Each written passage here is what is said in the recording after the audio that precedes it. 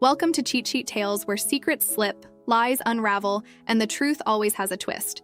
Real stories, raw confessions, and shocking betrayals. Drop a comment if you've ever caught a red flag too late. Now let's get into today's tale. You want to know what betrayal feels like? Try watching your wife cheat on you with your own brother.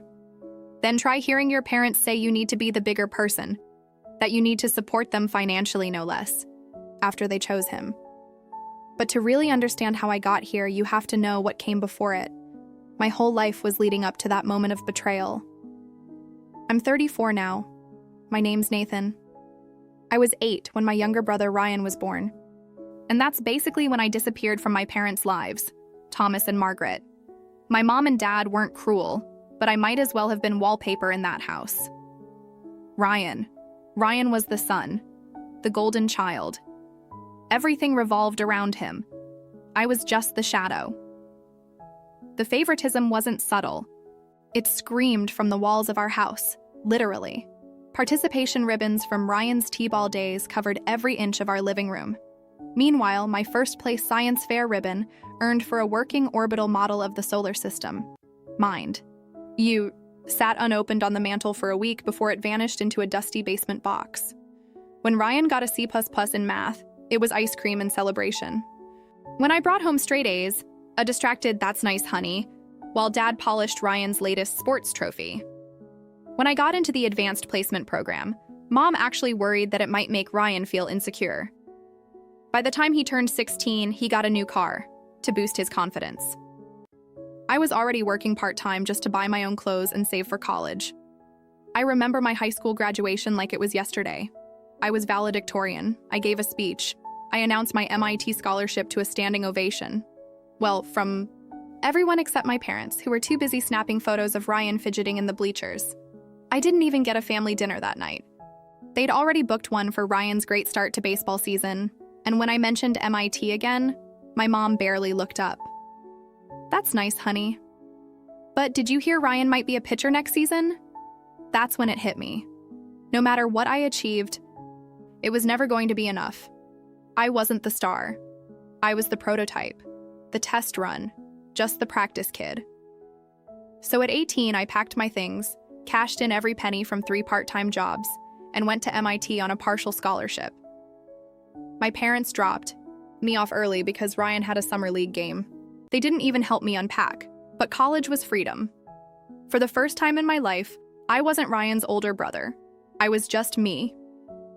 I dove into software architecture, built a name for myself in distributed systems, and graduated with honors.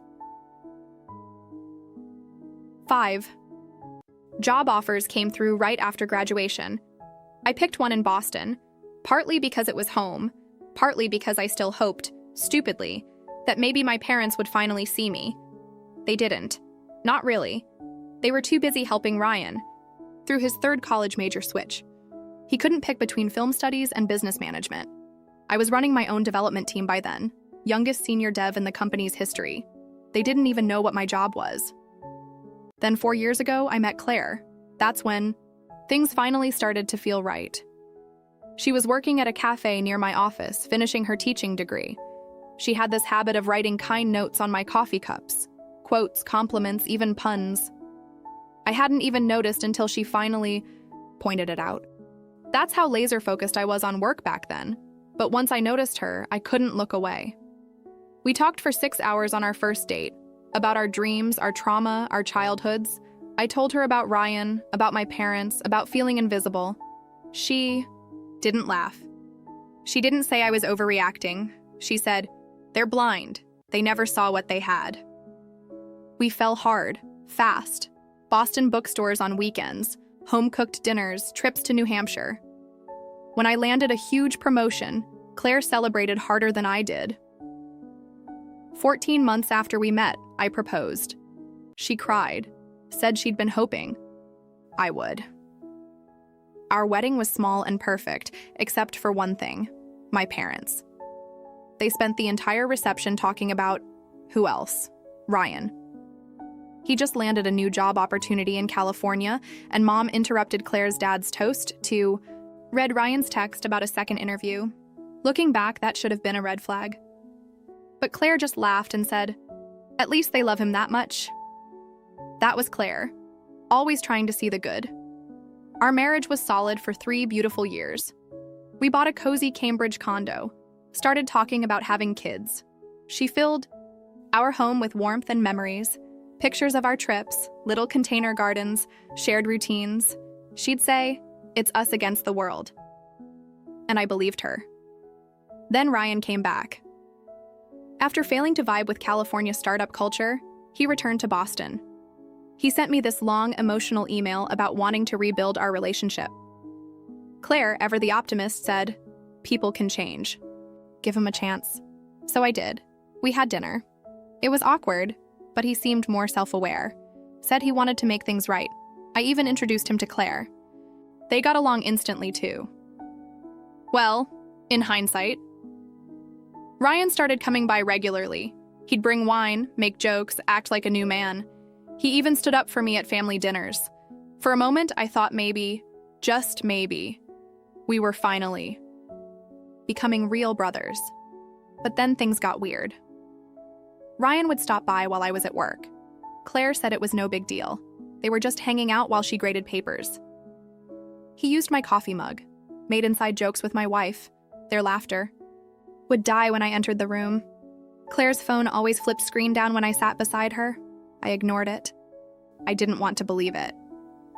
Then came the pregnancy announcement. Claire told me during dinner, Ryan sitting right there beside her. I was stunned. But Ryan, he wasn't. He just smiled. A smug, knowing smile that made my blood run cold, and he didn't back off. He touched her stomach, talked about our child's future, invited himself on our baby moon. "The baby needs both of us," he said. Claire agreed. The night I found the truth, I couldn't sleep. Claire's phone was on the nightstand. I had never looked through it in 6 years, but that night, I had to know. Hundreds of texts, secret meetups, hotel rooms, future plans, conversations about their baby. They'd been sleeping together since shortly after Ryan moved back. It wasn't an accident. The pregnancy was strategic. They were waiting until I was too emotionally invested to walk away. I read every message until dawn. When Claire woke up and saw me holding her phone, she didn't even deny it. Just cried and said, Ryan understood her better, that they clicked. The oldest, most cliché excuse in the affair handbook. I called my parents, hoping, praying that this time they'd stand by me. Nope. Ryan made a mistake, Mom said. But he's going to be a father now. You need to forgive him. Be the bigger person. Think of the baby. The baby born from their son sleeping with my wife.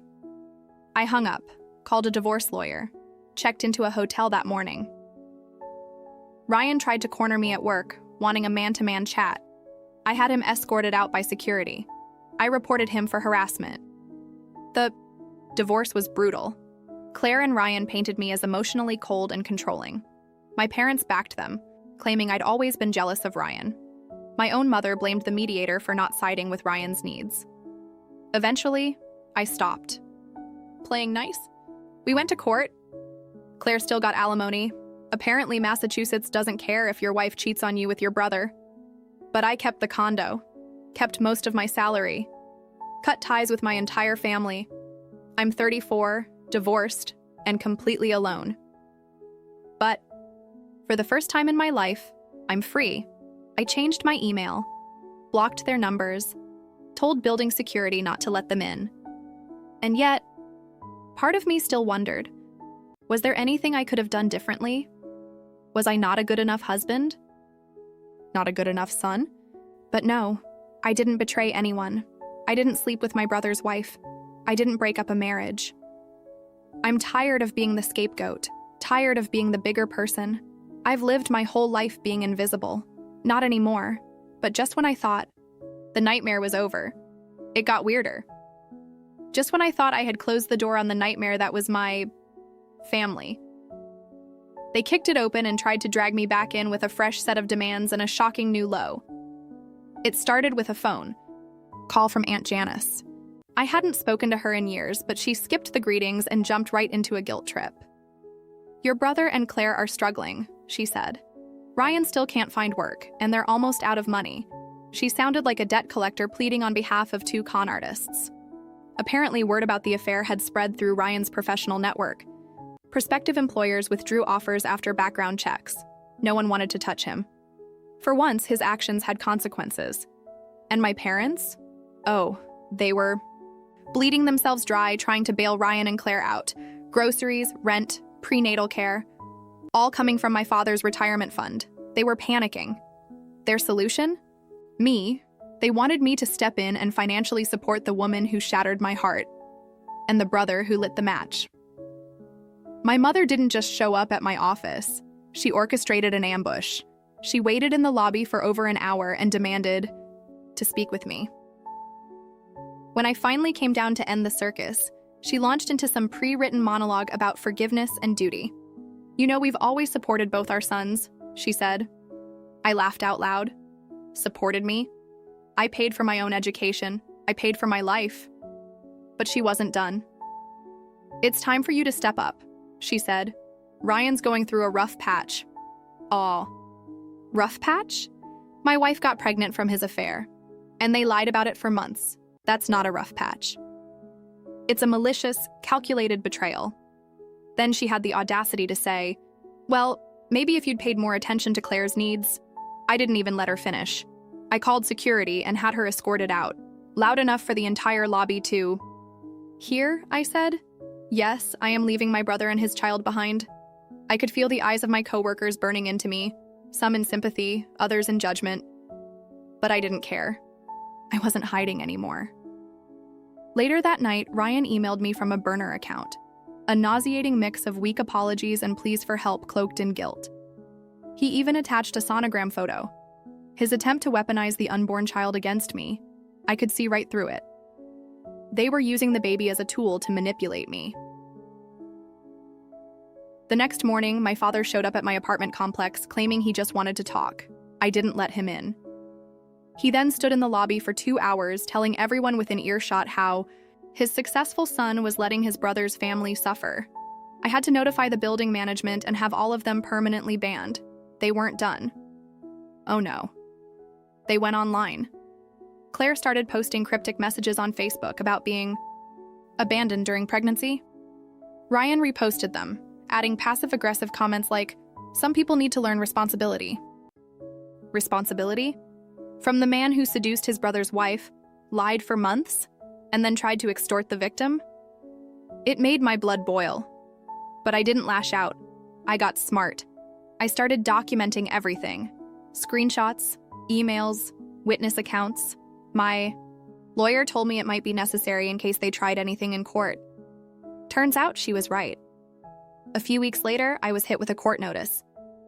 Claire and Ryan were trying to sue me for more financial support, claiming changed circumstances. My stomach twisted. But my lawyer, she was fired up. We had the receipts. Literally. The courtroom felt surreal. Claire walked in, flaunting her baby. Bump like it was Exhibit A in her sympathy campaign. Ryan wore my father's old suit, trying to look humble. Our parents sat smugly behind them, like they were proud of the spectacle. Their lawyers started spinning a narrative so absurd, I almost laughed. They claimed I underestimated the emotional fallout from the divorce. They said I had sabotaged Ryan's career. They even implied that I was putting Claire's pregnancy at risk with my vindictiveness. Then it was our turn. My lawyer played the surveillance footage. My mother's dramatic lobby tantrum. Ryan's aggressive confrontation at my office. Claire sneaking in through the rear entrance. Then she displayed the social media campaign they waged against me. But the knockout punch? Financial records. Ryan had turned down multiple jobs, not because I sabotaged him, but because he believed the positions were beneath him. Claire? She declined a full-time teaching offer just to continue playing the unemployed, struggling victim. Her medical records showed no high-risk pregnancy, no unusual complications, just an average, healthy case. They were using their unborn child as a prop in a money grab. The judge wasn't having it. He stopped their lawyer mid-argument. "Your client appears to be committing perjury," the judge snapped. "Do you want to continue down this path?" They took a recess. When they returned, Claire was sobbing. Ryan looked like a ghost, and their case had unraveled. The judge denied their motion. Not only that, he slashed my alimony payments by 60%. This court does not reward those who abuse the legal system, he said. Mr. Smith is the clear victim of a deliberate scheme. The fallout was immediate. Claire suddenly realized she could work and accepted that teaching job. Ryan, faced with mounting pressure, got a retail gig. Their lawyer dropped them, citing irreconcilable differences regarding truthfulness. My company upgraded security and officially banned all of them from our premises. I later found out my parents had taken out a second mortgage to pay their legal fees. Ryan and Claire were constantly arguing about money. Gossip travels fast in old social circles. For the first time in what felt like forever, I could breathe. I could save again. I could look forward. And that's when Seattle called. A new job offer, a fresh start, a generous promotion. I said yes. Letting people feel the consequences of their own decisions. That's the best revenge, but even then, I knew it wasn't over. A few weeks later, Aunt Janice called again. She'd always stayed out of the drama, so I listened.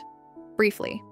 Your father's not getting any younger, she began, her voice dripping with forced concern. He's so stressed. They might lose their home. She tried the guilt angle hard, claimed my mother cried herself to sleep every night, claimed that no matter what happened, Ryan was still my brother. I let her speak. Then I cut her off. Are you talking about the affair, the pregnancy, the months of lies, that betrayal? Her response? Well, maybe if you'd been more attentive in your marriage. I laughed. Really. Actually laughed. They were still trying to blame me for all of it. So I turned it back on her. Janice, if you care so much, why don't you help them? You've got money, 3 rental homes, a successful husband. Why is it my responsibility? She stammered. It's different. You're his brother, and you said you didn't want to take sides. But here you are, I said, siding with the people who destroyed my life. Then she delivered her big dramatic threat. Your father might retire early, they may lose the house. Do you really want that on your conscience? I said, no. I want them to lose the house for protecting the son who destroyed his own brother. Let them face what they've earned. I'm not cleaning up this mess. Her last attempt was desperate. One day when you're older and alone, you'll regret not having family. No, I told her. One day I'd regret losing my self-respect, and I'm finally choosing to keep it. I blocked her. And in that moment, something clicked. I felt free. For the first time since childhood, the guilt was gone. I accepted the Seattle job that same day, sold my condo, packed my life. And yesterday, my coworkers, my real support system, threw me a farewell party. They gave me a card signed by everyone. One message stood out. Your worth isn't defined by those who never saw it. That line will stay with me forever, because family isn't just blood. Family is the people who show up, who stand by you, who tell you the truth, even when it hurts. To my parents, Ryan, Claire, and now Janice, your choices brought you here. I'm done paying the price. I'm not your scapegoat. I'm not your ATM, and I'm done. I'm headed to Seattle, a new city, a new start, a new life. And for the first time, I'll finally get to live it as me. As I sit alone in my empty condo cardboard boxes stacked around me like silent sentinels, I realize how symbolic this moment truly is. This space once filled with love, betrayal, heartbreak, and confrontation is now just 4 walls echoing with the end of a long, painful chapter. I move tomorrow. I drive west toward Seattle, toward a new job, a new home, a new beginning, and I won't look back for those wondering. Yes, the baby was born last week, Ryan and Claire's child, the living embodiment of a betrayal so deep it nearly broke me. I haven't asked for photos, I haven't called, I haven't sent gifts or messages. That door is shut. Permanently. I didn't just walk away. From a toxic relationship, I walked away from an entire family built on favoritism, manipulation, and emotional abandonment, because here's what I've come to understand. We are not obligated to stay loyal to the people who hurt us just because we share blood.